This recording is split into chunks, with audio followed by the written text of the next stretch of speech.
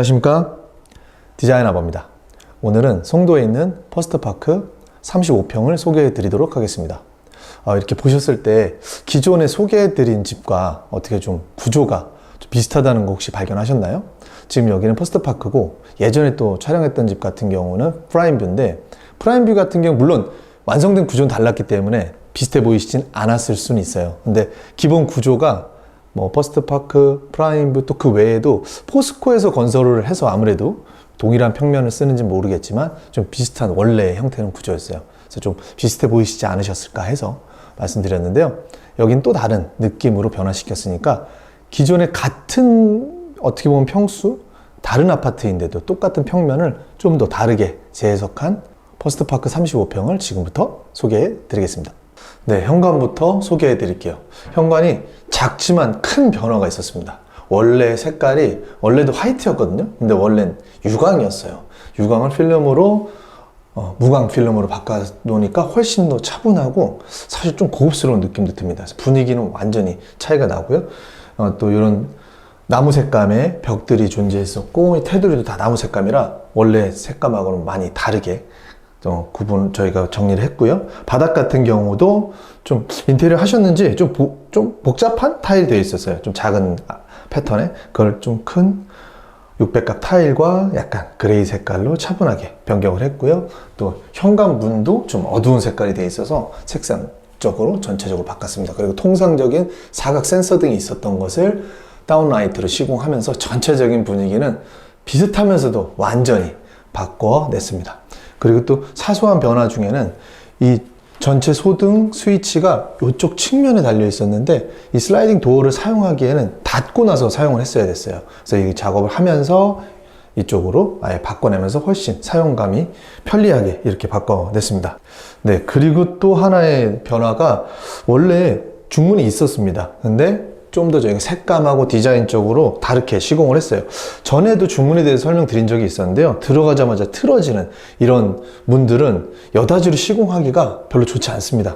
마찬가지로 이쪽 벽면에 또 슬라이딩을 설치할 수 있는 문이라던가 뭐 그런 제어가 되지 않는 부분들이, 장애가 되지 않는 부분들이 없어야 물론 설치가 가능하지만 슬라이딩으로 설치하기가 가장 좀 유리한 조건입니다. 근데 특이한 점이, 여기 보시면 문짝이 그대로 어떻게 보면 걸려서 교차돼서 시공이 됐어요. 근데 어떻게 생각하면 되게 큰 단점이지만, 어떻게 생각하면 이 구조에 가장 적합한 슬라이딩 도어를 이런 방법으로도 설치할 수 있다는 것도 좀 어떻게 보면 전환해서 생각하시는 것도 하나의 이런 방법론일 수 있을 것 같습니다. 그래서 그런 단점을 보완하기 위해서 슬라이딩 도어지만, 그래서 특히나 왜 밀폐가 잘 안 되고 또 차음이 덜 되는 부분들을 나름 굉장히 신경을 썼어요. 그래서 여기 숄 부분들을 최대한 밀착해서 시공을 했습니다. 그래서 문에 최대한 밀착되게끔, 그래서 그런 단점들을 최대한 보완하려고 힘썼더니, 지금 문이 닫혔는데 소리 잘 들리시죠? 이거는 차음이 안 돼서가 아니라 마이크를 제가 끼고 있어서입니다. 그래서 차음이나 그런 것들에 좀 더 오히려 신경 써서 작업을 했고요. 이런 구조에서는 아예 꼭 벽을 세우지 않고 문을 살려서 시공하는 것도 하나의 좀 팁이 되지 않을까 생각이 듭니다. 네, 먼저 거실을 소개해 드릴게요. 거실이 원래 바닥, 또 문짝, 몰딩, 샤시 전체적으로 다 우드톤이었어요. 그래서 아무래도 좀 오래돼 보이기도 하고 좀 깔끔한 맛이 없었습니다. 그래서 전체적으로 화사하고 좀 모던하고 깨끗한 느낌으로 화이트 톤으로 전체적인 도배, 또 바닥은 약간 그레이 톤으로, 전에도 설명드렸던 타일 표면을 가진 마루예요. 시공 기간도 짧고 또 표면은 타일로서 좀 모던함을 구성해 주면서 또 열 전도라던가 이렇게 마루처럼 좀 따뜻함을 공존하게 이렇게 느끼실 수가 있는 바닥 마루 타일을 사용했고요. 이게 하나의 변화가 있는데요. 예전에는 표면 밑에 있는 보드 판이 MDF의 소재였어요. 근데 이번에는 합판, 마루처럼 합판으로 아예 또 업그레이드 돼서 좀 더 발전했다는 점 또 팁으로 말씀드릴게요. 그래서 전체적으로 아직 선정리가 안 돼서 좀 지저분해 보이지만, 선정리까지 됐을 때 아주 깔끔하고 모던하게 이렇게 완성될 것 같습니다. 또 소파도 이렇게 몽글몽글하고 예쁜 아이보리 톤으로 고르셔서 전체적으로 잘 완성될 것 같습니다. 네, 가장 큰 변화가 이 등박스 라인인데요. 원래 이렇게 군더더기 없이 몰딩 없이 라운드로 마감을 하려면 원래는 페인트로 마감을 해야 돼요. 아무래도 페인트는 비용도 좀 많이 들고 또 하자 발생률이라던가 시공도 오래 걸리는 점이 있기 때문에 저희는 도배로 마감을 했습니다. 이게 아버만의 실력이자 노하우입니다. 이건 최근에 저희도 좀 개발을 했다고 해야 될까요? 그렇게 시공하고 있는데요. 아버한테 의뢰를 하시면 이런 깔끔한 마감으로 앞으로 대응해 드리도록 하겠습니다. 네, 가장 큰 변화가 있었던 게 주방입니다. 기존의 프라임뷰 편을 보시면 이쪽에 마찬가지로 지금 이 아파트도 장이 있었고 작은 방이 있습니다. 알파룸 같은 거 너무 작아서 여기 같은 경우에는 작업실처럼 조그맣게 활용을 해서 문을 답답하니까 슬라이딩으로 연출을 하셨고요.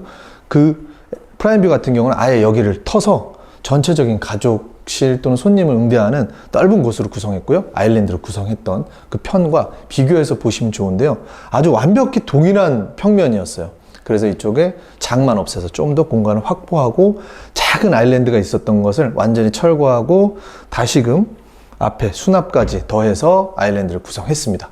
그리고 또 넓은 냉장고장이 그냥 두 개를 뚫어만 져 있었어요. 냉장고 큰 걸 두 개만 놓을 수 있게. 그래서 다시금 완전히 재해석해서 이런 소형 가전을 놓는 공간과 또 와인을 좋아하셔서 와인 냉장고 그리고 빌트인으로 냉장고를 구성해서 모던하고 깔끔하게 구성을 완성했습니다. 그리고 또 하나의 문제점이 너무 동일한 평면에 대해서도 문제가 있지만 북쪽이어서 지금 이 뭐 퍼스트파크 또 프라임뷰 이런 아파트가 아니어도 일반적인 콘크리트로 지어진 판상형 아파트들에서 주로 주방 쪽이 북쪽으로 배치된 경우가 많아요. 북쪽이 아닌 경우도 있겠지만 지금 여기도 마찬가지로 북쪽 방향으로 좀 배치된 이 창가 쪽에서 결로가 곰팡이가 굉장히 심했었습니다. 그래서 저희가 일부러 지금 보이진 않지만 안에 단열벽에다가 구멍을 뚫고 폼을 많이 충진해서 그런 부분을 또 좀 보완 작업을 해서 만들어낸 주방입니다. 그래서 전체적으로 다시 시공을 하고 화이트하게 그리고 간접 조명까지 넣어서 깔끔하게 예쁘게 마무리해 드렸습니다. 네, 평면도 동일하고 또 주방 쪽이 아무래도 결로가 많이 발생하는 점도 닮았는데 또 똑같은 구조에 똑같은 터닝도어가 이쪽에 위치해 있었거든요. 프라임뷰도.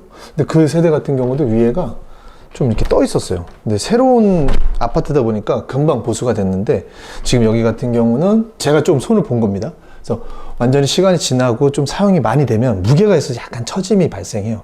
그래서 이런 부분들 보수하는 방법을 저희가 참고 영상으로 올릴 테니까 참고해서 또 이렇게 보수해서 완전하진 못하더라도 일부 보완해서 사용하셔도 좋을 것 같습니다.